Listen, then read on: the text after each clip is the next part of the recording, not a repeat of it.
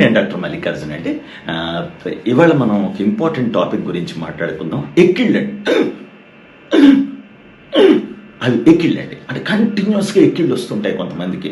రాత్రి మొదలైందండి, ఇప్పటివరకు తగ్గలేదు, ఏవేవో చేశాను, బటర్ మిల్క్ తాగాను, చల్లటి పాలు తాగాను, ఏమీ తగ్గలేదండి, రాత్రి నుంచి వస్తూనే ఉన్నాయి. ఇలా వస్తారు చాలామంది పేషెంట్స్, ఎమర్జెన్సీ డిపార్ట్మెంట్కి వస్తారు.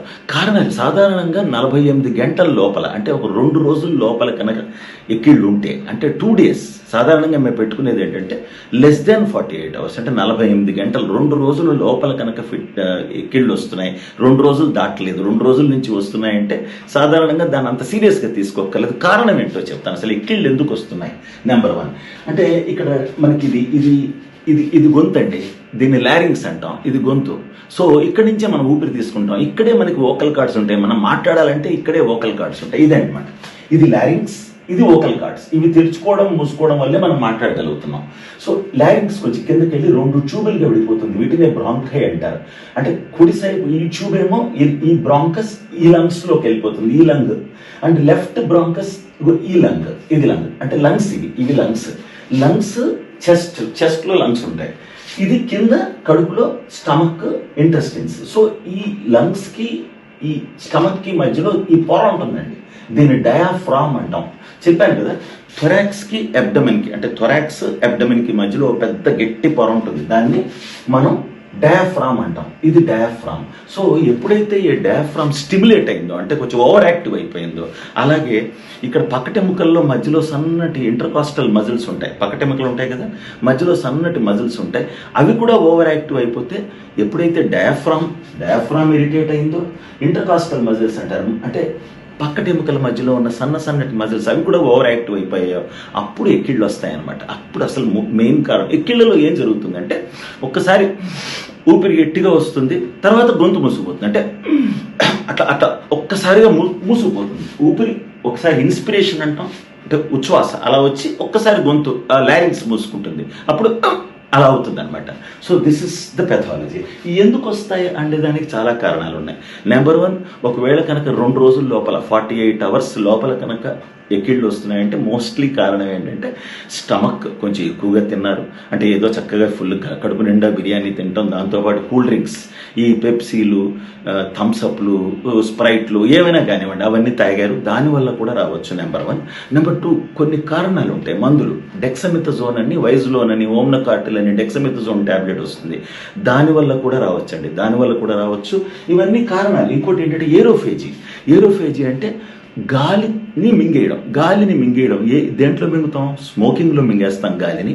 నెంబర్ 2, కొంతమంది చూయింగ్ గమ్ కంటిన్యూస్గా నవ్వులుతూ ఉంటారు, వాళ్ళు కూడా గాలిని చాలా వరకు మింగేస్తున్నారు. That is called aerophagy. దానివల్ల కూడా ఎక్కిళ్ళు వస్తాయి. ఏరోఫేజీ అంటే గాలిని మింగేసి కడుపు నిండా గాలి వచ్చేస్తుంది అనమాట.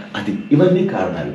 ఇలాంటి వాటికి ఇవన్నీ చిన్నవి. ఓకే. ఇంకోటి ఫారిన్ బాడీ అంటారు. అంటే ఫారిన్ బాడీ ఎక్కడైనా ఒక చెవిలో కానీ ఎక్కడైనా ఏదైనా ఒక ఫారిన్ బాడీ, అంటే వేరేది ఏదైనా ఇరుక్కుపోయింది అనుకోండి చెవిలో, ఏదైనా చిన్నపిల్లలు పెట్టేసుకుంటే, లేకపోతే కొంతమంది తెలియక ఏదైనా ఫారిన్ బాడీ లోపల ఉండిపోతుంది, ఒక చిన్న సొద్దపీస లాంటిది కానీ ఏదైనా చిన్న పురుగు లాంటిది కనుక చెవిలో ఉండిపోయినా అది కూడా స్టిమ్యులేట్ చేస్తూ ఉంటుంది.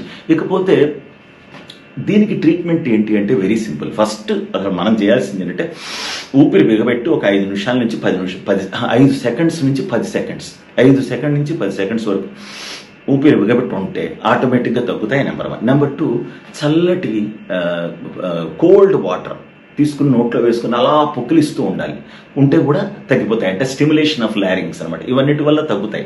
ఇకపోతే వీటి వల్ల తగ్గలేదు, అప్పుడు ఏం చేయాలి? మెడిసిన్స్ ఉన్నాయి, there are so many medicines. ఇకపోతే 48 గంటల లోపల వస్తే మనం దాన్ని సింపుల్ అంటున్నాం. 48 గంటలు దాటిన తర్వాత కూడా ఇంకా ఎక్కిళ్ళు ఉన్నాయనుకోండి, ఇంకా ఎక్కిళ్ళు కంటిన్యూ అవుతున్నాయి. 48 గంటలు అంటే 2 రోజుల నుంచి 1 వీక్, 1 వీక్ నుంచి 1 మంత్, అలా ఎక్కిళ్ళు కంటిన్యూ అవుతుంటే అప్పుడు మనం కొన్ని ఇంపార్టెంట్ డిసీజెస్ని మనం ఆలోచించాలి. ఒకటి అన్నిటికంటే ఇంపార్టెంట్ ఏంటంటే స్ట్రోక్ అంటే సెరిబ్రల్ స్ట్రోక్ కానీ, లేకపోతే మెదడుకి రక్త సరఫరా తగ్గడం కానీ, పెరాలిసిస్ కానీ వీటిల్లో వస్తుంది. ఇంకోటి ఏదైనా కిడ్నీ ఫెయిల్యూర్, అంటే మన కిడ్నీస్ ఏమైనా కొద్దిగా ఇబ్బంది పెడుతున్నాయి, కిడ్నీస్లో ఏమైనా లక్షణాలు ఉన్నాయి, ఫెయిల్యూర్ లక్షణాలు ఉన్నాయి, వాటిల్లో కూడా ఇది వస్తుంది. ఇకపోతే మ్యాలిగ్నెన్సీ ఎక్కడైనా క్యాన్సర్ అంటే ఎక్కువ రోజులు ఉంటాయి, అంటే మరీ రెండు రోజులు దాటిపోయి వారం అలా ఇంకా నెల అలా ఉంటుంటే అప్పుడు క్యాన్సర్స్ వాటి గురించి ఆలోచించాలి. కొంతమంది కీమోథెరపీ వల్ల కూడా ఎక్కిళ్ళు వస్తాయి, కీమోథెరపీ వల్ల కూడా ఎక్కిళ్ళు వస్తాయి, చాలా ఉన్నాయి. మల్టిపుల్ స్క్లిరోసిస్ అని ఒక కండిషన్ ఉంది, అవన్నీ కొంచెం పెద్దవి, అవి న్యూరాలజిస్ట్ ఇవాల్యుయేట్ చేస్తారు. సో ఇవన్నీ కారణాలే. ఫస్ట్ మనం చేయాల్సింది చెప్పాను కదండి, ఊపిరి బిగబెట్టాలి. 5 సెకండ్ల నుంచి 10 సెకండ్ల వరకు ఊపిరి బిగబెట్టాలి. చల్లటి వాటర్ నోట్లో వేసుకుని, అంటే ఫ్రిడ్జ్లోంచి వాటర్ తీసుకుని నోట్లో వేసుకుని బాగా పుక్కిలిస్తూ ఉండాలి. వాటితో 90% తగ్గిపోతుంది. వల్సెల్వా మేనోవర్ అంటారు, అంటే బిగబెట్టడం. ఇలా ఊపిరి బిగబట్టడాన్ని వల్సెల్వా మేనోవర్ అంటారు. వీటితో తగ్గుతుంది. ఒకవేళ తగ్గకపోతే నెక్స్ట్ మనం ఏం చేయాలంటే సింపుల్గా మెడికేషన్స్ ఉన్నాయండి, బోల్డ్ మెడిసిన్. సపోజ్ మీరు ఒక మందు వల్ల అవుతోంది అని చెప్పాను, డెక్సామెథజోన్ అనే ఒక మందు వల్ల, అదే ఓమ్నాకార్టిల్ ఆర్ వైజలోన్ అనే ట్యాబ్లెట్ వల్ల కనుక మీకు ఈ ప్రాబ్లం వచ్చింది, వెంటనే ఆ ట్యాబ్లెట్ మార్చేసి మిథైల్ ప్రెడ్నిజోలోన్, సాల్యూమెట్రాల్ మిథైల్ ప్రెడ్నిజోలోన్ అనే ట్యాబ్లెట్ మీదకి వెళ్ళిపోవాలి. అలా ఇంకొకటి ఏంటంటే నెక్స్ట్ చాలా సింపుల్ ట్రీట్మెంట్ ఏంటంటే ప్రోటాన్ పంప్ ఇన్హిబిటార్స్ అంటారు. అంటే బ్యాక్లోఫెన్ అని ఒక ట్యాబ్లెట్ ఉంటుందండి, అది 3 నుంచి 4 సార్లు రోజుకి వేసుకోవచ్చు. అది మజిల్ రిలాక్సెంట్ కూడా. 5 నుంచి 10 మిల్లీగ్రాములు పొద్దున్న, మధ్యాహ్నం, రాత్రి అలా 3 నుంచి 4 సార్లు వేసుకోవచ్చు ట్యాబ్లెట్. బ్యాక్లోఫెన్తో తగ్గుతుంది. ఇకపోతే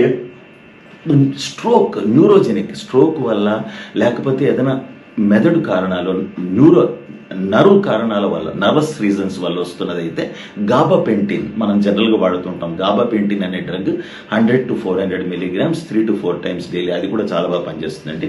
ఇకపోతే మెటోక్లోప్రమైడ్ అనే ఒక ట్యాబ్లెట్ ఉంది, మెటోక్లోప్రైడ్ పెరినార్మ్ అంటూ ఉంటారు. అది కూడా 10 milligrams 3 to 4 times daily. IV ఇవ్వచ్చు, దాన్ని ఇంజెక్షన్ ఇవ్వచ్చు, ట్యాబ్లెట్స్ ఇవ్వచ్చు. దానివల్ల కూడా మంచి రిలీఫ్ ఉంటుంది.